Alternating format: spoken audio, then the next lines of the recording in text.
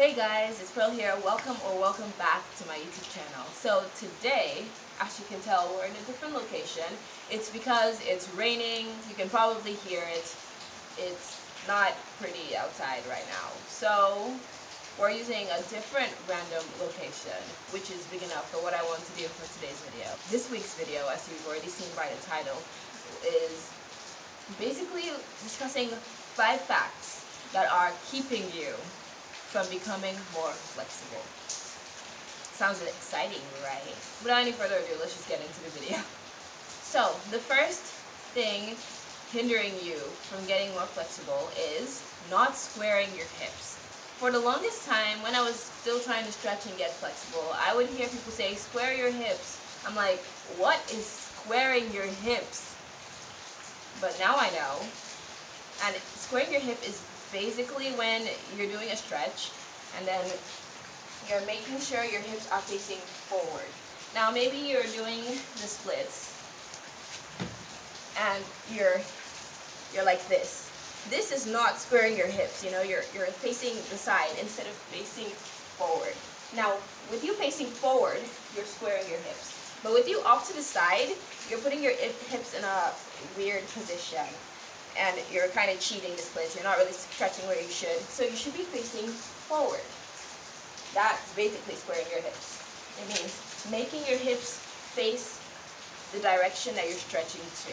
And if you don't square your hips, it doesn't necessarily mean it's a bad thing, but it could lead to a higher possibility of injuries and you not getting to where you're supposed to in the time you're supposed to get it. So like if you're doing stretches like lunges, then you shouldn't be off to the side like this saying you're doing lunges. You should be squaring your hips and doing it forward instead of like this. So that's basically squaring your hips, and it could hinder you from getting to your flexibility goals as fast as you should. So you want to square those hips. Number 2 is not keeping good posture. Now this one I struggled with also because growing up, let me just say I didn't have the best posture. Of course, my parents did try to encourage me to sit up. They tried their best, and I'm glad it paid off because I don't want to be like this. So, keeping good posture while you stretch. Something like the butterfly stretch. Something like the butterfly stretch shouldn't be done with your back slouching like this. It should be more or less you sitting up straight and leaning forward in your butterfly stretch instead of slouching and doing that. No, you don't want to do that. You want to sit up straight because it targets the right muscles, and I didn't know it for the longest time. Because if you slouch, you're targeting a different muscle group. So yeah, you're kind of hindering yourself in a way from getting flexible. So that is one of the things, keeping good posture while you stretch so you can get to your flexibility goals faster. The third mistake is not engaging your core. This one I also learned the hard way.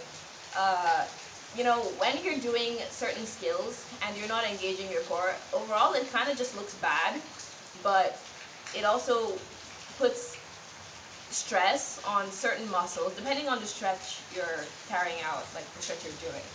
So like lunges, for example, I'm not wearing a fitted something so you can't really see anything, but if you're doing lunges and you're not engaging your core, it looks really sloppy. But if you engage your core, you're shifting the attention away from just, you know, doing something else. And if you engage your core, you're more controlled, you know, instead of having a risk of injury. So it's good to engage your core while you stretch so you know you're targeting the right muscle groups and you're strengthening your core as well. Because if you develop just like leg flexibility and leg strength without any core strength, you are very, very likely to have snapping hip syndrome. You can just search on Google or on YouTube even, snapping hip syndrome. It's not necessarily a bad thing, so far it doesn't hurt. It's just a disturbing sound that your hip makes when you like move it, maybe like rotate it, yeah, like a pancake or something. It's a really disturbing sound, and I don't like it, and I don't want you to have it, so strengthen your cores. The fourth tip is knowing when to lean forward in a stretch. I'm still going to use the splits as an example. So, when you're doing your splits, it's normal to want to like lean forward when you're holding yourself up, because sitting up straight, you have to have more arm flexibility if you're still learning your splits, that is, not if you already have it down. If you're learning it, it's harder to put your arms on the ground like so, because you're farther away from the ground and it takes more arm strength to support yourself. So most people find themselves leaning forward like so while they do their split stretches. And it's actually not extremely bad, but you're targeting a different muscle group now that you're leaning forward than when you keep straight posture. When you keep straight posture, you're stretching out both your hamstrings and you're stretching out your hip flexors as well of the back leg. But if you lean forward, you're taking that stretch away from the hip flexors and you're focusing it on the hamstrings. And when you do that, sure, you're going to get your splits, but you're going to have poor hip flexor flexibility, and yeah, it could lead to further problems when you're trying to get more flexible, like an oversplit or something. And you don't want that, right? Now, the fifth and final tip that I have for you today, it is definitely not the least. It is knowing when to point or flex your foot while stretching or doing anything. Now, this one is just the way it sounds. You know, it all kind of depends on what muscles you're trying to target. If you're trying to target your hips, it's just good technique to point, but there's some stretches that you need to flex. Let me use this as an example.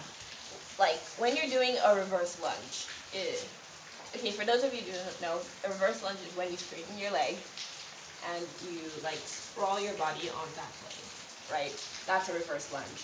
When people do the reverse lunge, some people point, which isn't necessarily a bad thing, but you're taking a lot longer and it reduces the chance of you getting that muscle that you want more flexible. So what you want to do is flex that foot. You see my foot is flexed. Now, what I mean by pointing and flexing, this is pointing and this is flexing. So in some stretches, you need to point your foot, and in some stretches, you need to flex your foot. This is one of those stretches that you need to flex your foot, like so. So you can get a deeper stretch. I'm literally feeling it. If you point, you're kind of making it more comfortable for yourself and you can't feel the stretch. But when you flex, you not only feel the stretch here, you feel it in your calf as well. So yeah, it helps. All that you need to do is just identify what stretches need to have a flex foot and which stretches need to have a pointed foot.